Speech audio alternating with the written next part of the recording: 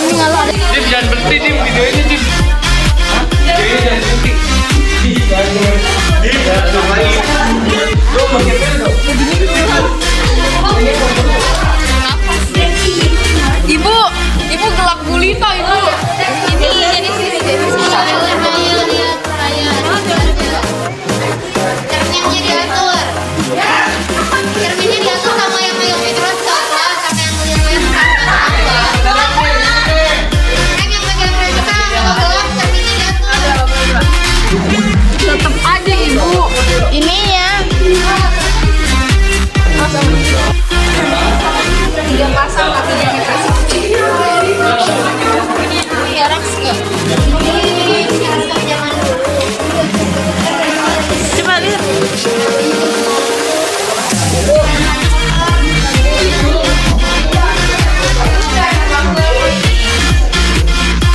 Jangan di seluruh.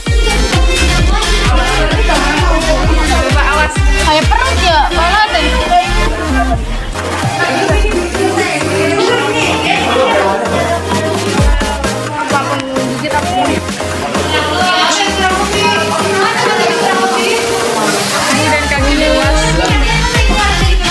Oh itu tuh videoin yang itunya teh yang lainnya.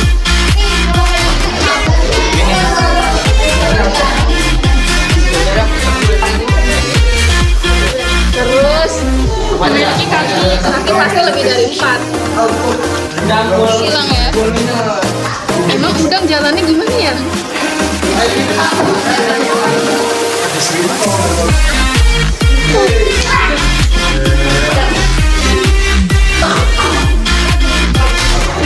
Balik ya.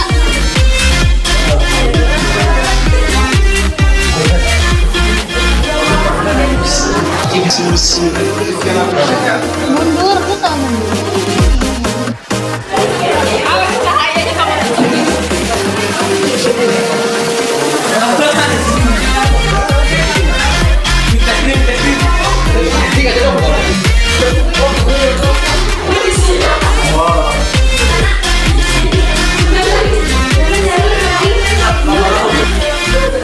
Dia penggigit apa pengunyah ya?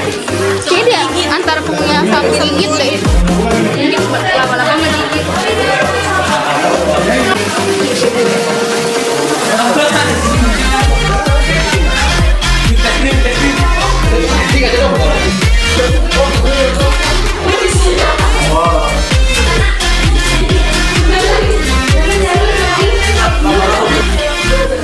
Dia penggigit apa pengunyah ya? Kayaknya dia antara pengunyah sama penggigit deh. Gigit lama-lama menggigit.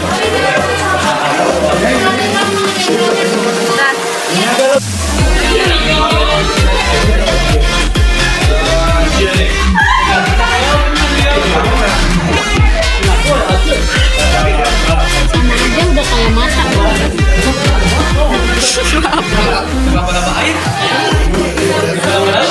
Kata gua mah ngunyah ada. Iya.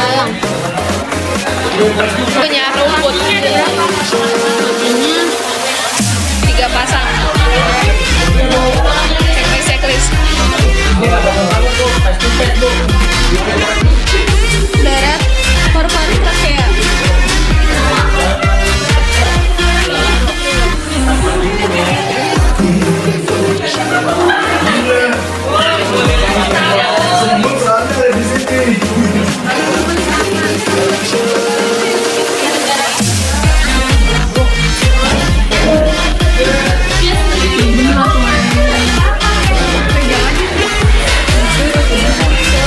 Udah modal.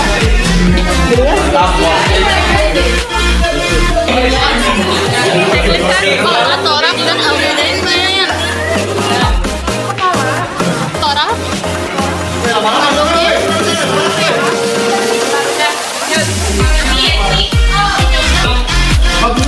Beruas sudah pasti. Gedong.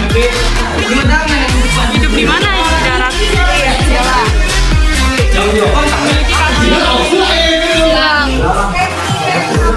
Di kaki kan dia terdiri terdiri dari kepala, betul. Gak ada toraks, gak ada alut.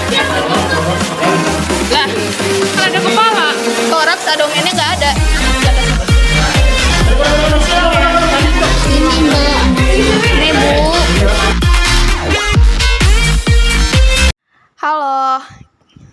Setelah menonton video kita sedang mengamati hewan-hewan, kita akan beralih kepada video kita tentang hasil pengamatan hewan-hewan kita yang telah kita amatin. Selamat menonton ya. Assalamualaikum warahmatullahi wabarakatuh. Nama saya Rizka Julianti dari kelas 10E. Assalamualaikum warahmatullahi wabarakatuh. Perkenalkan, saya Naila Sagita Pasya. Saya dari kelas 10E. Assalamualaikum warahmatullahi wabarakatuh. Nama saya Mila Saija. Assalamualaikum warahmatullahi wabarakatuh. Nama saya Salwanur Aprilia. Assalamualaikum warahmatullahi wabarakatuh. Perkenalkan, nama saya Sylvie Indriani Alfriadi. Assalamualaikum warahmatullahi wabarakatuh. Saya Tiana Pianti dari kelas 10E dari kelompok 5. Halo.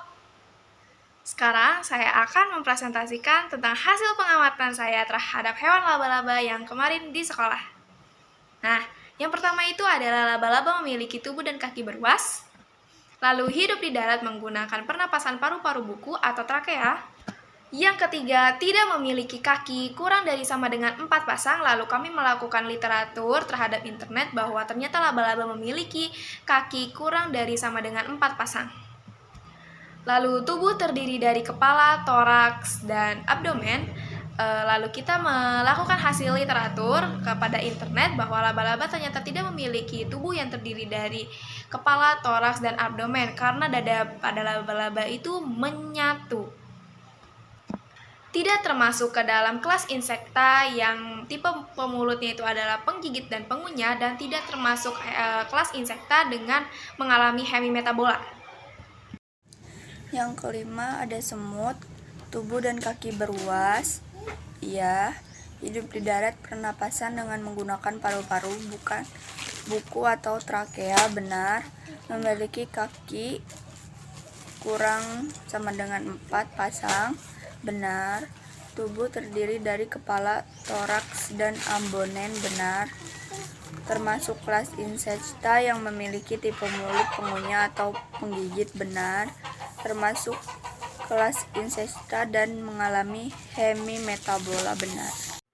Saya akan menjelaskan karakteristik belalang. Yang pertama, tubuh dan kaki beruas, hidup di darat, pernapasan dengan menggunakan paru-paru, buku atau trakea, memiliki kaki kurang lebih 4 pasang, tubuh terdiri dari kepala, toraks, dan abdomen. Termasuk kelas insekta yang memiliki tipe mulut pengunyah atau penggigit, termasuk kelas insekta dan mengalami hemimetabola. Assalamualaikum warahmatullahi wabarakatuh. Nama saya Salwanur Aprilia. Assalamualaikum warahmatullahi wabarakatuh. Nama saya Mila Saija. Di sini saya akan mengamati hasil dari hewan kaki seribu. Hewan kaki seribu memiliki tubuh dan kaki beruas. Hidup di darat, pernapasan dengan menggunakan paru-paru buku atau trakea. Memiliki kaki lebih dari 4 pasang. Terus tidak memiliki tubuh terdiri dari kepala, toraks, dan abdomen.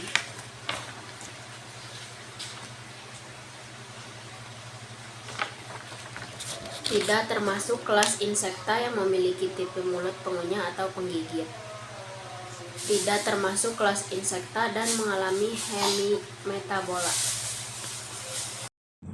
Udang rebon memiliki tubuh dan kaki yang beruas, tidak hidup di darat dan tidak bernapas menggunakan paru-paru buku atau trakea, tidak memiliki kaki kurang dari 4 pasang, dan tidak bertubuh terdiri dari kepala, toraks, dan abdomen. Lalu, tidak termasuk ke dalam kelas insekta yang memiliki tipe mulut pengunyah atau penggigit, tidak termasuk ke kelas insekta dan mengalami hemimetabola. Saya akan mempresentasikan 5 pertanyaan yang ada di LKPD ini. Pertanyaan yang pertama itu adalah jelaskan manfaat kladogram dalam klasifikasi makhluk hidup. Manfaat yang pertama itu kita bisa tahu seberapa jauh, seberapa dekat makhluk hidup itu memiliki kekerabatan dengan makhluk hidup yang lainnya. Lalu pertanyaan yang kedua itu adalah berdasarkan kladogram yang telah kelompok Anda buat, urutkan kekerabatan hewan tersebut dari mulai yang terjauh sampai yang terdekat. Saya sudah membuat kladogramnya. Ini kladogramnya. Dengan kekerabatan hewan terjauh itu jatuh kepada belalang dan udang rebon. Lalu hewan yang jauh satu laginya itu belalang dengan kaki 1000. Lalu yang jauh lagi belalang dengan laba-laba. Lalu hewan kekerabatan yang terdekat itu terjatuh pada kutu, beras, dan semut. Yang terdekat lainnya adalah semut dan belalang. Terdekat lagi lainnya adalah kutu, beras, dengan laba-laba. Terdekat lainnya laba-laba dengan kaki 1000.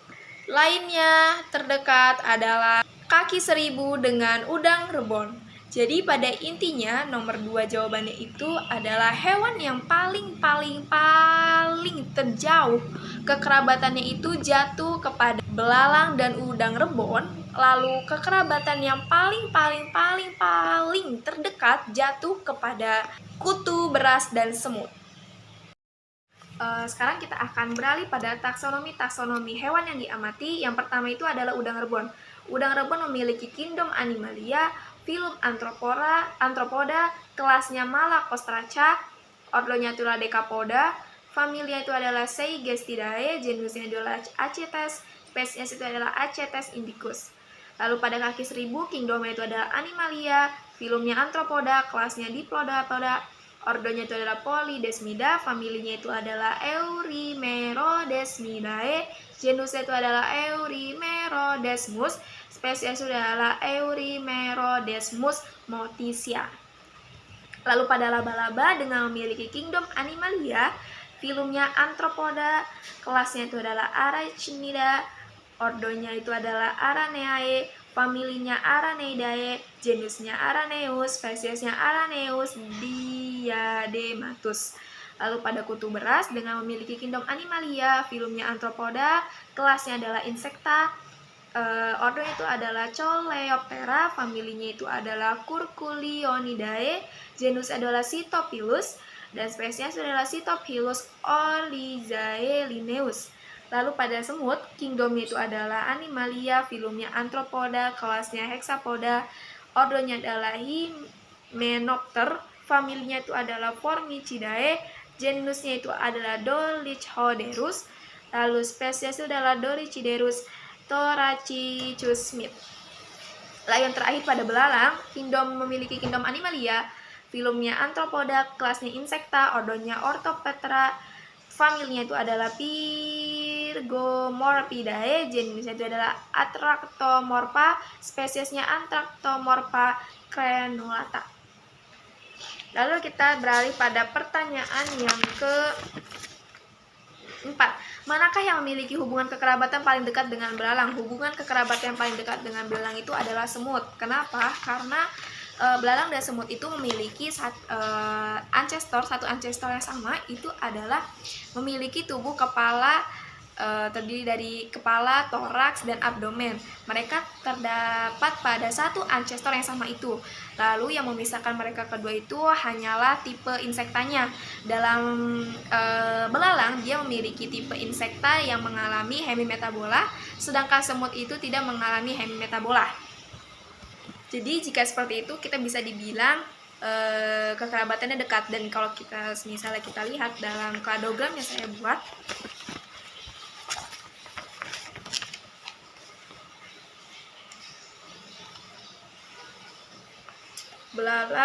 semut dan belalang dekat. Lalu pertanyaan yang kelima, manakah yang memiliki hubungan kekerabatan paling jauh dengan belalang? Hubungan kekerabatan yang paling jauh dengan belalang itu adalah udang rebon.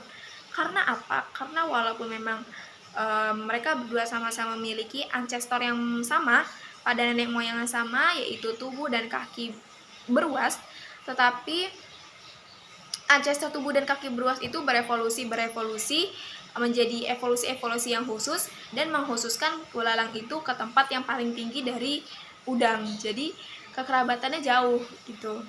Sekian dari saya, mohon maaf apabila ada terlilit kata.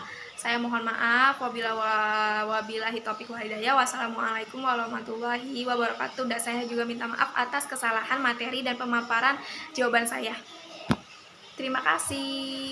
Terakhir itu adalah kesimpulan dari saya sendiri. Menurut saya sendiri, dengan kita mengamati berbagai hewan yang kita temui di rumah itu, kita bisa tahu kekerabatannya. Ternyata sedekat ini, sejauh ini. Kita bisa melihat kekerabatannya itu dengan kladogram.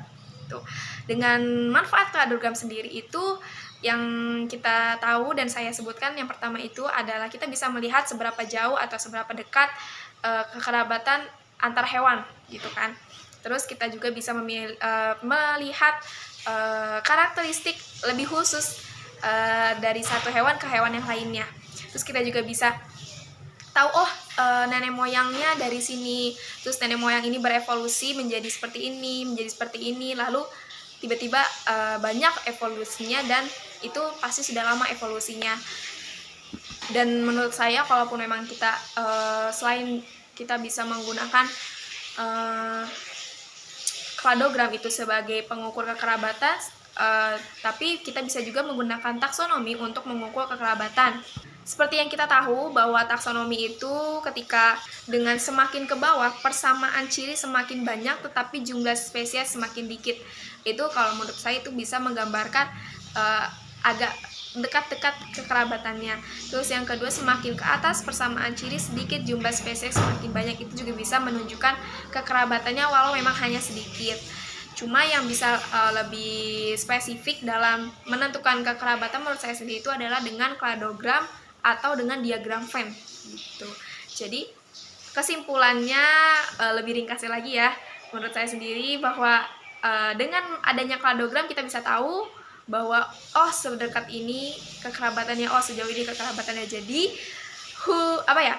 manfaat kladogram yang paling utama itu adalah kita bisa melihat kekerabatan hewan dengan hewan yang lain dengan karakteristik dari nenek moyang. Terima kasih.